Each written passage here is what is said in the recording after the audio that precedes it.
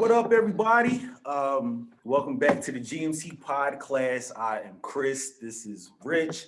This is Mike. And man, with this podcast, this is a separate thing that we're doing from our original podcast. It's on our financial course. But this month we are highlighting sisters who took their leap of faith. Like this portion of the podcast is our Faith Leaper series. People, sisters who took a leap of faith, gambled on themselves, and ultimately just said, "Fuck it, I'm gonna do it." And who we have today, our special guest. Let me just run down some of her credits. What she about? What she got? Treachery, web series called Diary of a Champion. Another web series that's coming called A Lawless Game. A documentary called 54, which I worked on as well as a cartoon she produced that I worked on as well called Joe the Angel. A slew of commercials that you can see on TV in California. Another web series called Canopoly. And this sister serves as one of the executive producers for my movie, From Prison to Polish. Okay. CEO and director of Ice Dream Films, straight out of Detroit, in LA, doing her thing, killing it. And I will say that this sister gave me my foot in the door opportunity into the entertainment industry. Yep. None other than Inga, Eiland of Ice Dream Films. What is happening? What's good? What's up? Thanks for the introduction. That was pretty awesome. Did I miss out on I did not know that. I gave you the first opportunity. I did not know that. Yeah, we did. We hear it a lot. We hear it all the time. All the time. Man, so okay. First off, did I leave out anything? No, I think covered everything. Okay, cool. But like I said, this is the a series of dedicated to faith leapers, and in light of Breast Cancer Awareness Month, we want to highlight women, especially women of color who decide to take that leap of faith. For sure. And for you, I want to start this off by asking at what point did you decide to take the leap of faith? Like, what was going on in your mind? What did you do when you say, you know what, fuck it, I'm just going to bet on myself? What happened? Think back now. It actually happened in 2007. I was in the process of doing Diary of a Champion as a feature film, and the age-old story, investors fell through, and a couple of the people that I cast on the show, basically they convinced me to come out. One of them was Erica Ringor. She plays Sidra from Love and Basketball, and Pooch Hall. They told me, it's like, Inga, just come. Just come out here to LA and see how you can make it happen. And then my aunt, who I'm named after, she told me, she's like, hey, you go out there. If you don't like it, we'll fly you back home. That's all the security I needed. I hopped on the plane. Absolutely. And 12 years later, here I am. I've never had to leave by the grace of God. Yeah. Had some ups and downs or whatever, but I'm still here and still kicking, So that was my leap of faith. The second leap of faith came when I just did the studio. We're in the process. Hopefully the next 2 weeks we'll be done and ready to, get things rolling. So this is something I wanted to do since I moved out here. So 12 years in the making, I'm finally have a separate space, solely for my company, and we're able to go hard, Right. Sure. Right. Yeah. Now, real quick, because you said the studio, is it possible? Matter of fact, no. I'm gonna save that towards the end, because I want to see what this studio looks like and show the people like everything that you've done, and you built this joint from the muscle. So I'm gonna save that for a treat towards the end. But I want to ask you, throughout your journey in creating your production company and directing film, what type of roadblocks did you come across, and how did you get through them? Oh man, just empty promises. That the biggest roadblocks is empty promises. I've always been a self-starter, a self-willed person. No matter how many times I get knocked down, I can always will myself to, get back up.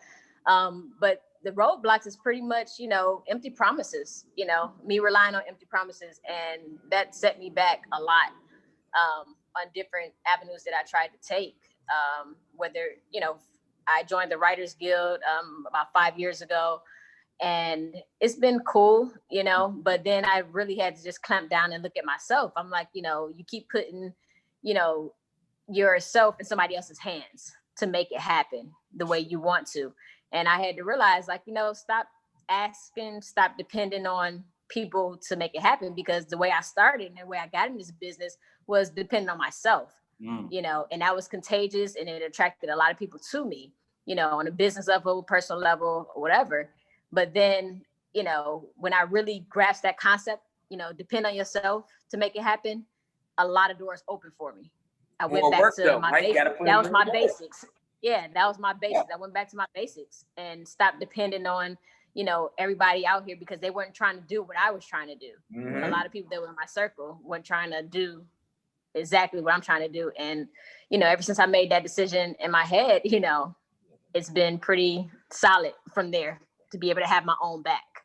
Absolutely. You know, whether it's on a financial, no more investors saying like, oh yeah, we're going to put this up, and then never come through. So, you know, for the past couple of years, literally, I've been positioning myself financially to depend on myself if I need to. You know, you'll put it up.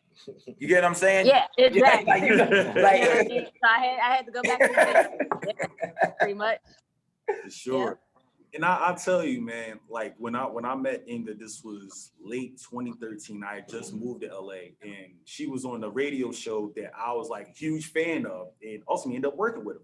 But I saw her on there, and I think you were looking for an editor for your next project. So I just reached out, and you reached back. You know, the rest is history. And I can say, like, when I moved to LA, just like you said, LA is full of broken promises. Everybody talks up a good game, but they don't deliver in the end. With you and Zoe, y'all were the only two people, and ironically, y'all just happen to be Gemini, which I am too. Right. Y'all were the people who remained consistent in keeping your word the whole time I was out there. Oh wow, good. And I this is why, one of the reasons why I've always stayed friends with you, because anytime you said something, it was already done. You wasn't those people that what's the word I'm looking for? Giving you empty promises. And you didn't butter my pancakes when it came to just, you know, making things happen. You was always straight up and honest, and that's one of the things I really appreciate about you. But appreciate that. That was my next question was. Oh, okay. So with what you were doing, and this really goes on to the whole thing about the broken promises. How many people hit you up and wanted your directorial services, or even just overall film production services, and they was asking for the hookup just because they knew you? Let me get a hookup. We went to school together. You know what? Too many to count. Too many to count, to be honest with you. But I can be honest, because of my mindset of the way I like to operate in business. A lot of people knew where I stood. Right. So a lot of people didn't try a whole lot. When I first got out here, a lot of people tried it. But I live on this thing of, once you nip it in the bud the first time, I love that mentality. They will try it again. Right. I love that mentality. You know what I mean? And for that, you know, I've had repeat business, you know, when it came to services that my company offered or whatever, with no hesitation, you know, of trying to get the quote unquote hookup. I mean, you still have a few people that are, you know, new to me and they'll, you know, try here and there. But for the most part, like, especially my repeat customers and stuff like that, you know, I nipped it in the bud from, you know, professionally, of course, you know, from the first meeting. And for that kind of saved me, you know, over the past 5 to 6 years. Right. Yeah. Okay. So when they call you, they know, basically. Yeah, they know. They, you know, they'll outright ask, like, you know, can I get a quote? Yep. Because that's how I, you know what I mean? They don't come in saying, hey, you know, I try to, you know, I had that, like I said, when I first got out here, when I was green, you know, I've had it, but luckily enough, I'm from Detroit, so I can spot certain things. You brought it over there a little bit. You gave it to them a little bit. You know, so it's just like, I know what to back away from, what, you know, and do it professionally. And that's saved over the course of time I've been here. Word. Yeah. So what type of guidance or mentorship did you receive throughout this journey of when you moved to LA all the way up until now? You know what? The best or the most sound advice from everybody I've encountered, nobody discouraged me from going after anything that I was trying to do out here. Nobody discouraged me. And that was the biggest advice, you know, as far as, you know, just keeping the will to keep fighting or figuring out a new direction. If something don't work, go to, you know, try it a different way. There's more than one way to quote unquote get in this industry. So the best advice that I received around the board is, one, great art will always stand out. So basically, don't worry about anybody's opinions, whether good or bad. Great art will always stand out. And the second one was, like I said, nobody discouraged me. Nobody gassed me up either. You know what I mean? But they never, from my parents, family members, you know, to acquaintances, you know, coworkers, nobody discouraged me. As a young Black female in this industry, we were like on the lowest totem pole, you know, in this industry to give opportunities to. But even still, with people knowing what I was doing or trying to do, nobody discouraged me. So, for sure. Now, I want to ask you, if you don't mind name dropping just a few, who are some of the people that you work with who are in, you know, the entertainment industry or movie and TV, film? Like, what are some of the people? You don't have to name all, but some of the people, like some of the names that you on which level? Like providing directing, services producing, through my company, or just people that I came encounter with that were in my films? people that you encounter with. With my films, I guess at the top of the list would be Annie Alonzo, I think she's currently on Chicago Fire. Claudia Jordan, she took a chance on me just as much as I took a chance on her with Diary of a Champion. Did an amazing job. Early on, beforehand, you know, it was Pooch Hall was one of them. Erica Ringor, who I'm still solid friends with. Erica Ringor, again, she played Sidra in Love and Basketball. We're still friends to this day. Those are just a few. I mean, there's a few directors I've had the opportunity to work with that are big names, but you know, that was on a different side outside of my film. So, Sure. but yeah, those, just to name a few, those were what I considered like some really good friends, and a slew of other ones that, you know, charged to my mind, not my heart, that I may forget some of the names, but those that I named or whatever, they did amazing jobs, and I'll work with them 10 times over again. Yeah. So when it's all said and done, what type of mark do you want to leave in the industry, in the entertainment industry? Type of mark. I guess in the sense of when everything is said and done, to hopefully that my art, you know, whether it's through my services that I offer through my company or just writing or directing, that it evokes some type of emotion or thought that evokes change. Whether it's, you know, on a personal, political aspect, you know, I hope that my work evokes change in one way or another, whether it's in your personal life, you know, or political. But I hope whatever work that I continue to produce or, you know, direct or write, that it evokes some type of change, you know. Absolutely. That's the biggest thing that I want to do with my work. Sure. I also have a nonprofit. It's called the Art of Cinema Excellence Foundation. Post that. Make sure we do that thing and post that. Yeah. Say it one more time for us. It's called the Art of Cinema Excellence Foundation. And basically I created that about 2 years ago. And it's for any aspiring filmmakers, no matter what the age is, to be able to be basically mentored under us, so that we may help them get in the door, you know, for other productions and stuff like that. It's so many gatekeepers, you know, when you're dealing with big studios and stuff like that, it's very hard to get in certain circles. And so we want to bridge that gap, you know, allow them to, you know, people that come through the foundation to be able to shadow experience filmmakers, you know, whether it's cinematography or writing or directing, you know, that there are jobs outside of being in front of the camera, you know. So that's pretty much what my mission is with that. So, yeah. All right, so before we close out, before we give them your information, can we show them the Disney World of production studio? What I'm setting up right now? Okay. So or at least just give them a glimpse of what you got cracking. And we want everybody to know as she's showing this is not at 100%. She's warming up. we're still working what up, you yeah. get. So I actually created this desk as well, the editing desk. We frugal. But I'm not done with it, as you can see. But I mean, it's coming together. That's right. This is the projector screen. Nice. Then we still haven't finished hanging all the posters. Clean. Just a writing session for now, but we're gonna put the animation set up over here. And let's see, I created this table customized for podcasting purposes. So it looks pretty cool after 5 days. Cool. This looks dope.